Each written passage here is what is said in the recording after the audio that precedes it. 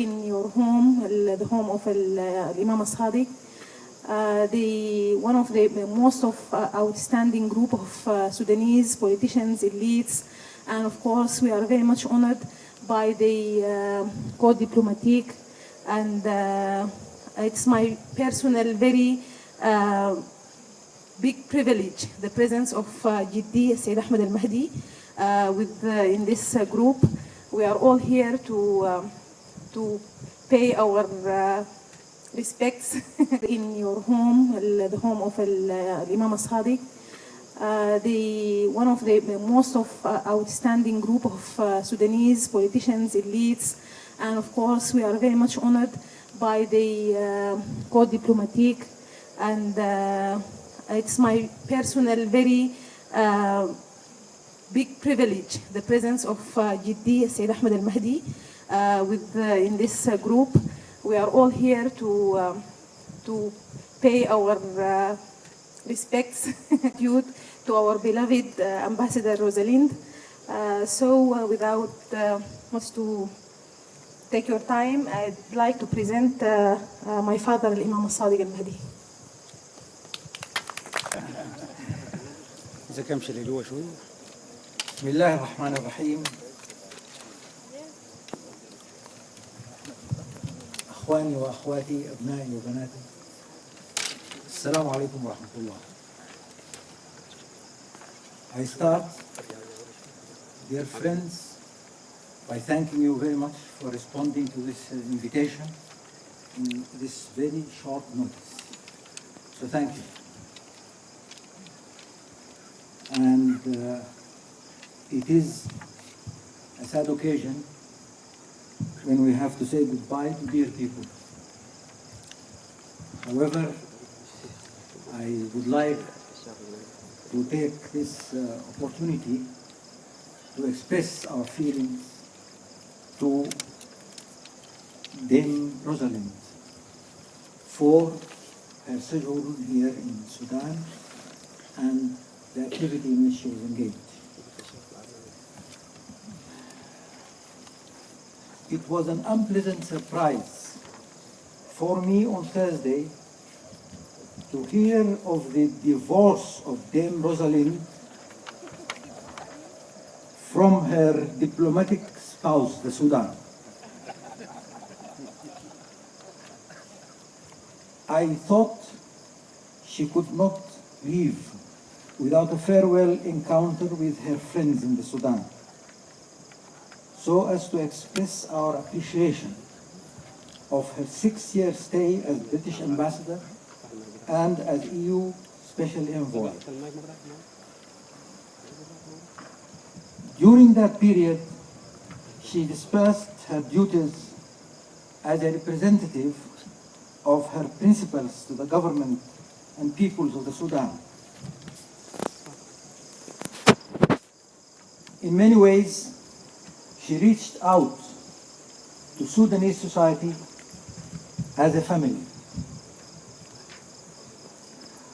When she told me of her departure and gave me this unpleasant surprise, she said something that was very touching.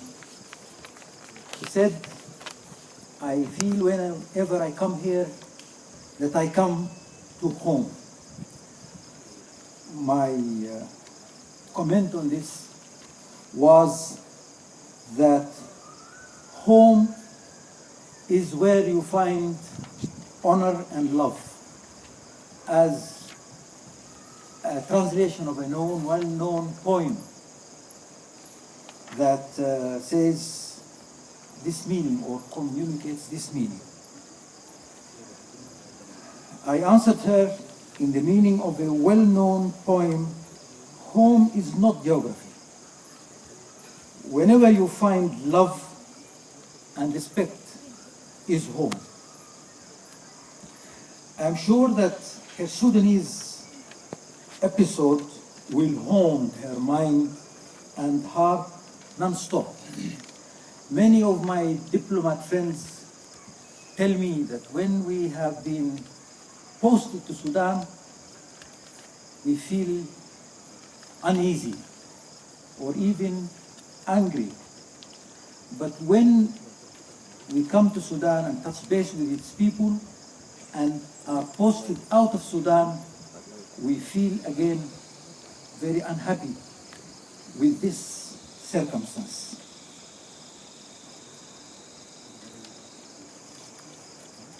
Therefore, dear Rosalind, we extend to you an open invitation to touch base with the Sudan whenever your thoughts and feelings urge you to do so. Actually, the Sudan is turbulent. This is an understatement, of course. But to say the least, it is turbulent. But potentially the peoples are bound to find just and comprehensive peace and human development under the blessings of democracy. That is an aspiration that I believe will inevitably be fulfilled. Talks which we hold with our country's political forces and our activities in that respect, in all fronts, they are defined by one and the same inevitably victorious national agenda. We expect all our expatriate friends to support these aspirations, if only by genuine goodwill. When there is a will, there is a way. Goodbye and have a happy and fruitful retirement. Many people experience a renewed calling when they are free from official shackles. May you, Dame Rosalind, do the same and shine in retirement. Thank you all. Write a very nice book about Sudan and the people of Sudan, so it will be an everlasting relation through the memories, and that will create the knowledge of the Sudanese and the Europeans about Sudan. Now, I'd like very much to present to you Dame Rosalind. أهلا بك. Well, thank you very much indeed, Syed Sadiq. Well, I may be retiring from the European Union, but I think it's probably the case that I'm not yet ready for retiring altogether. But I have to say that it's a very sad for me that my time as the European Union Special Representative for Sudan and South Sudan is now coming to an end. I've including in particular in Asia and the Far East, in Iraq and in Afghanistan, and I served as British Ambassador in Afghanistan for 2.5 years. And after that I came to Sudan as the British Ambassador, and this was a country to which I certainly felt a very great attachment. Indeed, so great an attachment that when my time came to an end in the British Embassy, I tried to find an opportunity to come back to Sudan in another capacity. My role in the European Union has been a tremendous opportunity to deepen my understanding of the Sudan and expand my range of Sudanese friends. I'm extremely grateful to Syed Sadiq Al-Mahdi for his generosity in giving me the opportunity this evening to say farewell to some of my friends, both from the Sudanese political parties, civil society, the academic world, the media, and also to my colleagues in the embassies of the European Union member states and from the wider diplomatic corps. I have benefited enormously from the opportunity to exchange ideas, to seek advice, and of course I've very much enjoyed cooperating with many of you. On a personal note, I should mention that when I was a very young diplomat, a very junior diplomat in the British Foreign Office, my very first job was as desk officer for the Sudan. And in that capacity, I had the opportunity of meeting Syed Sadiq when he was living in the UK at that time. So it occurred to me the other day that I had in fact known Syed Sadiq for almost exactly 40 years, which is probably an alarming thought. But since I engaged again with the Sudan 6 years ago, I've come to know Syed Sadiq very much better, and I've also had the chance to get to know the wider al-Mahdi family very well, including his son Abdul Rahman and Miriam, who I would particularly like to thank for organising this evening's party, Ahmed Abdul Rahman al-Mahdi and also Abda al-Mahdi. A word on the European Union's policy on the Sudans. As the EU Special Representative, I was given a very wide-ranging mandate by the European Union foreign ministers, covering all aspects of EU policy towards Sudan and South Sudan. But the core of this mandate was to promote peace and stability both between and within Sudan and South Sudan. And a cornerstone of that policy has been to support the African Union's mediation efforts between the two countries. The European Union has consciously decided that it wanted the African Union to lead in accordance with the principle, and this is also to the Mbeki panel, and we have also been funding the President Mbeki's team throughout that period.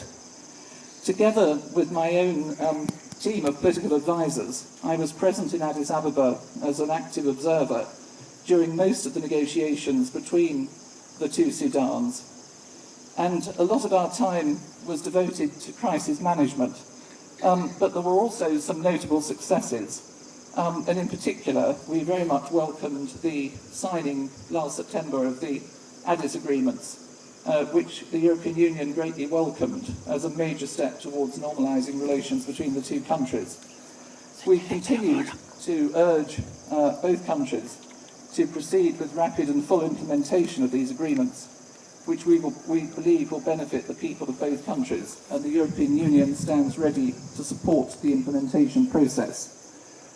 We're very glad to see that in the last couple of months there's been significant progress in relations between the two Sudans, and we have a strong sense that there is now a much more positive atmosphere in the relationship between the two governments at the highest level. But there are still major outstanding issues to be resolved, particularly the issue of Abyei, which is at a very critical point as we speak, and will need to be handled with great wisdom, as well as the issue of the disputed and claimed border areas and the ongoing conflict in southern Kordofan and Blue Nile. The continued fighting in those two states has been of great concern to the European Union, as well as the humanitarian suffering that this has caused. And we believe it is imperative that the government of Sudan and the SPLM North immediately resume direct talks to try to achieve a cessation of hostilities and a political settlement, and also with a view to an inclusive national dialogue that meets the needs and aspirations of all Sudanese citizens within an open and democratic framework. We believe that there can be no military solution to this conflict. Darfur also remains a major concern for the European Union. We have poured millions, if not billions of euros into supporting UNAMID to protect civilians, into providing life-saving assistance to IDPs, and also to funding development projects in Darfur.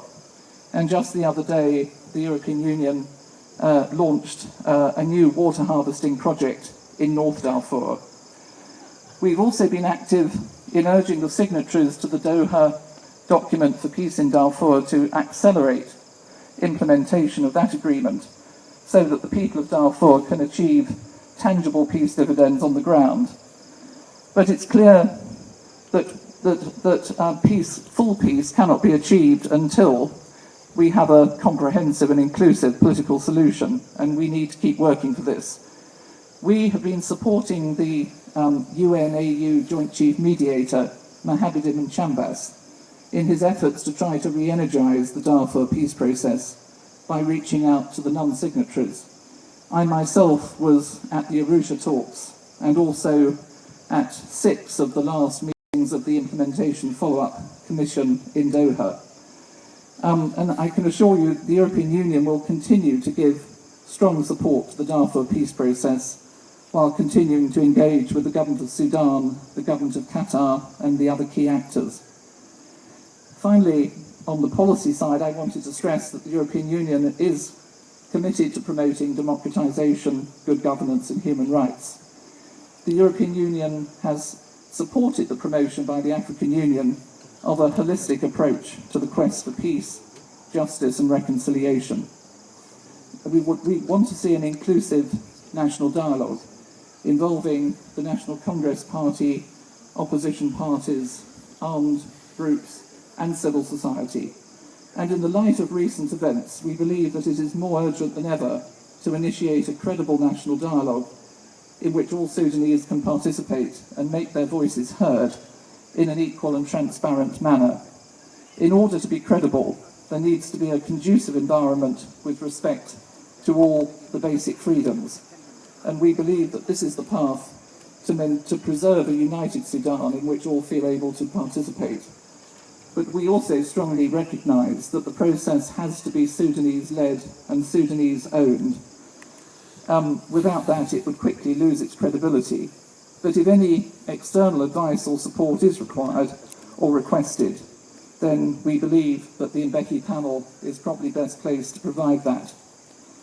A word about my successor as the EU Special Representative. I wanted to let you know that the High Representative, Baroness Ashton, has decided that the mandate of the EU Special Representative for the two Sudans should in future be merged with the mandate of the EU Special Representative for the Horn of Africa, a post which is currently held by my colleague, Mr. Alex Rondos. So from the 1st of November, Mr. Rondos will take over responsibility for the Sudan's file, and he will combine this with his existing responsibilities for the wider Horn of Africa region, including Somalia. But continuity will be provided by some of my former team who will be joining Alex Rondos, as well of course as by our two delegations in Khartoum and in Juba, and also by colleagues in the European External Action Service in Brussels. So I just wanted to assure you that the European Union's commitment to the Sudans will remain unchanged. The European Union will continue to be a partner to Sudan and the Sudanese people and support them in addressing the challenges that lie ahead. And I personally will continue to take an extremely close interest in Sudan, and I will try to retain my connections here.